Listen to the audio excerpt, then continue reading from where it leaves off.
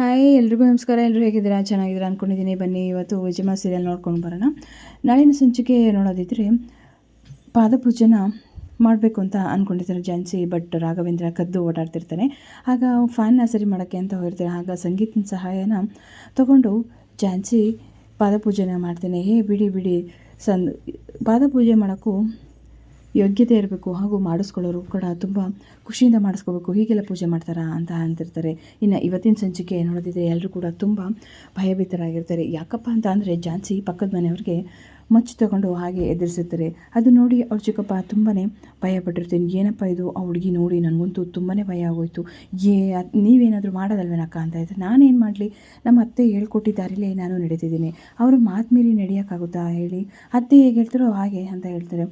ನಾನು ಹೇಳೋಣ ಅಂತ ಅಂದ್ಕೊಂಡೆ, ಬಟ್ ಸುಮ್ಮನೆ ಅದೇ ಯಾಕೆ ಬೇಕು, ಇದೆಲ್ಲ ಕಾನೂನು ಮೂಲಕ ಸರಿ ಮಾಡ್ಬೋದು ಅಂತ ಅನ್ಕೋತಾರೆ.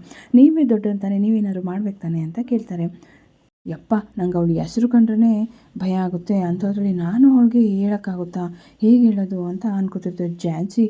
ಝಾನ್ಸಿ ತಕ್ಕನಾಗೆ ಇದ್ದಾಳೆ, ಅದು ರಾಣಿ ಝಾನ್ಸಿ ಥರ ಅಂತ ಹೇಳ್ತಾರೆ. ಆಗ ಝಾನ್ಸಿ ಬರ್ತಾಳೆ. ಚಿಕ್ಕಪ್ಪ ಏನು ಕರೆದ್ರೆ ನೀವು ಅಂತ ಕೇಳ್ತಾರೆ. ಮಚ್ಚು ಇಟ್ಕೊಂಡು ಬರ್ತಾಳೆ. ಅಯ್ಯೋ ಏನಮ್ಮ ಇದು ಮಚ್ಚು ಅಂತ ಹೇಳಿ ಇಟ್ಕೊಂಡ್ಬಂದೆ ಅಂತ ಹೇಳ್ತಾರೆ. ಯಾಕೆ ಇಷ್ಟೊಂದು ಭಯ ಆಗಿದ್ದೀರಾ?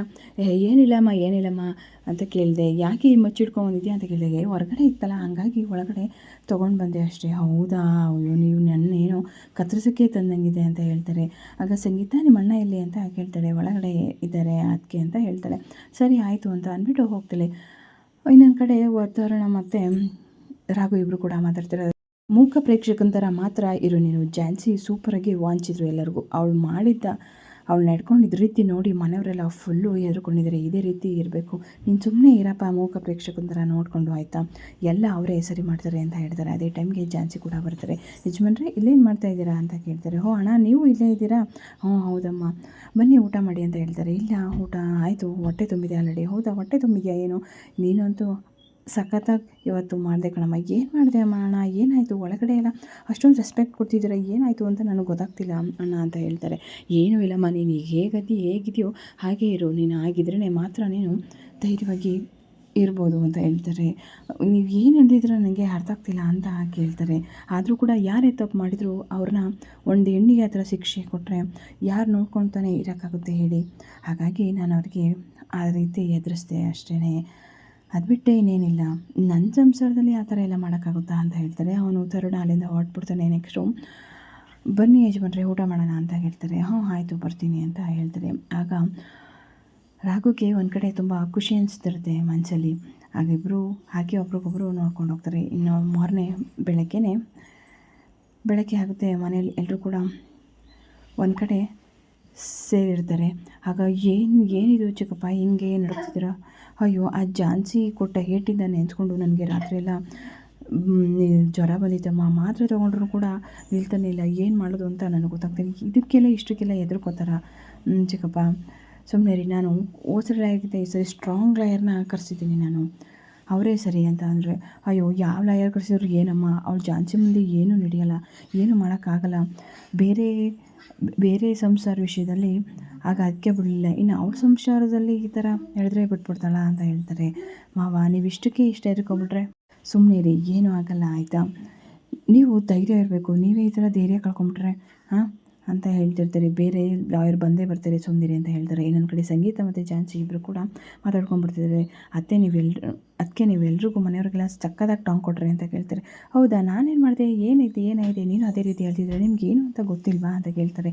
ಇಲ್ಲಮ್ಮ, ನನಗೇನು ಅಂತ ಗೊತ್ತಿಲ್ಲ. ಏನು ನೀವು ನೆನ್ನೆ ಮಚ್ಚಿಟ್ಕೊಂಡು ಎಲ್ಲರಿಗೂ ಎದುರಿಸಿದ್ರು, ಅದು ನೋಡಿ ಮನೆಯವರೆಲ್ಲ ನನಗೆ ಅನ್ನೋ ರೀತಿ ಹೇಳಿದ್ರು ಅನ್ನೋ ರೀತಿ ತುಂಬ ಭಯ ಆಗಿದ್ದಾರೆ. ನೀವು ಹೀಗೆ ಇರಬೇಕತ್ತೆ, ತುಂಬ ಸ್ಮೂತಾಗಿರ್ಬೋದು, ರಫ್ ಆ್ಯಂಡ್ ಟಫ್ ಆಗಿದ್ದರೆ ಈ ಮನೇಲಿ ನೀವು ಬಾಳಕ್ಕಾಗೋದು ಅಂತ ಹೇಳ್ತಾರೆ. ಆ ಥರ ಎಲ್ಲ ಏನೂ ಇಲ್ಲ ಸಂಗೀತ, ನಿನ್ನನ್ನು ಹೇಗೆ ಹೊಲಿಸ್ಕೊಂಡಿದ್ದೀನಿ ಅದೇ ರೀತಿ ಕೂಡ ಮನೆಯವ್ರನ್ನು ಕೂಡ ಹೊಲಿಸ್ಕೊತೀನಿ. ನನ್ನ ಗಂಡ ಹೇಳಿದರೆ ಪ್ರೀತಿಯಿಂದ ಹೊಲಿಸ್ಕೊಂಡ್ರೆ ಎಲ್ಲದೂ ದಕ್ಕುತ್ತೆ ಅಂತ ಹೇಳಿದ್ದಾರೆ. ಏನು ಅಂತ ಹೇಳ್ತಾರೆ. ಇಲ್ಲ ನೀವು ಅಂದರೆ ಅಂತ ನಾನೇನು ಬೇಜಾರು ಮಾಡ್ಕೊಡಲ್ಲ ಬಿಡಿ ಅದಕ್ಕೆ ಅಂತ ಹೇಳ್ತಾರೆ. ನೀವು ಅಂದರೆ ನನಗೆ ತುಂಬಾ ಇಷ್ಟ ಅದಕ್ಕೆ ಅಂತ ಹೇಳ್ತಾರೆ. ಹೌದು, ಪ್ರೀತಿಯಿಂದ ಹೊಲಿಸ್ಕೊಂಡ್ರೆ ಎಲ್ಲ ಕೂಡ ಶಾಶ್ವತವಾಗಿ ಉಳಿಯುತ್ತೆ ಅಂತ ಹೇಳ್ತಾರೆ. ಅದನ್ನು ರಾಘು ಒಂದು ಕಡೆ ಕೇಳಿಸ್ಕೊಂಡು ಹಾಗೆ ನಗ್ತಿರ್ತಾನೆ. ಎಷ್ಟು ಚೆನ್ನಾಗಿ ನಾನು ಹೇಳಿದ ಮಾತನ್ನು ಪರಿಪಾಲಿಸಿದಳೆ ನನ್ನ ಹೆಂಡತಿ ಅಂತ. ಹೌದು ಸಂಗೀತ, ಮನೆಯವ್ರನ್ನೆಲ್ಲ ನಮ್ಮ ಮನೆಯವರು ಅಂತ ಅಂದ್ಕೊಂಡಿದ್ದೀನಿ, ಅವರೆಲ್ಲರೂ ಪ್ರೀತಿಯಿಂದ ಒಬ್ಬೊಬ್ಬರಾಗಿ ಹೊಲ್ಸ್ಕೊತೀನಿ ಅಂತ ಹೇಳ್ತಾರೆ. ಇನ್ನೊಂದು ಕಡೆ ರಾಯ್ ಝಾನ್ಸಿ ಆಡಿದಂತಹ ಮಾತುಗಳು, ಅವಳ ಡೈಲಾಗ್ಗಳೆಲ್ಲನೂ ನೋಡಿಕೊಂಡು ನಿಂತಿರ್ತಾರೆ. ಇದನ್ನು ಯಜಮಾನ್ರಿಗೆ ತೋರಿಸ್ಬೇಕು, ಅವ್ರು ನೋಡಿ ತುಂಬ ಖುಷಿ ಪಡ್ತಾರೆ ಅಂತ ಹೇಳ್ಬಿಟ್ಟು ರಾಯ್ ಅಲ್ಲಿಂದ ಬರ್ತಾರೆ. ಏನು ಯಾಕೆ ಹಿಂಗೆ ಆಡ್ತಿದ್ಯಾ ಅಂತ ಹೇಳ್ತಾರೆ. ನೋಡಿ ಝಾನ್ಸಿ ಮೇಡಮ್ ಹೇಗೆಲ್ಲ ಮಾತಾಡಿದ್ದಾರೆ, ತನ್ನ ಸಂಸಾರದಲ್ಲದೆ ಬೇರೆ ಸಂಸಾರನೂ ಕೂಡ ಉಳಿಸಿದ್ದಾರೆ ಅಂತ ಹೇಳ್ತಾರೆ. ಹೌದಾ, ಎಲ್ಲಿ ಕೊಡು ನೋಡೋಣ ಅಂತ ಹೇಳ್ತಾರೆ. ಆಗ ಸಂಪತ್ ಕುಮಾರ್ ಅವರು ಕೂಡ ಹೌದಾ ಕೊಡಿಲಿ, ಹಾಗಾದ್ರೆ ವಿಡಿಯೋ ನೋಡ್ತೀನಿ ಅಂತ ಹೇಳ್ತಿರ್ತಾರೆ. ಹಬ್ಬ ಝಾನ್ಸಿ ಚೆನ್ನಾಗಿ ಬಿಡಿದ್ರೆ ಗೋಸು, ಇಂಥವ್ರಿಗೆ ಹೀಗೆ ಬುದ್ಧಿ ಕಲಿಸ್ಬೇಕು, ಇನ್ನೂ 4 ಬಿಡಬೇಕಿತ್ತು ಅಂತ ಹೇಳ್ತಾರೆ. ಹೌದು, ನಮ್ಮ ಝಾನ್ಸಿ ಎಷ್ಟು ಎತ್ತರಕ್ಕೆ ಬೆಳೆದ್ಬಿಟ್ಟಿದ್ದಾರೆ ಅಂತ ಅಂದರೆ ಅದನ್ನು ಹೇಳೋಕ್ಕೂ ಅಸಾಧ್ಯ. ತಾನು ಸಂಸಾರದ ಜೊತೆಗೆ ಬೇರೆ ಸಂಸಾರನೂ ಕೂಡ ಬಗ್ಗೆ ಮಾತಾಡೋಕ್ಕೋಗಿ ಅವ್ರನ್ನೂ ಕೂಡ ಕಾಪಾಡಿದ್ದಾಳೆ.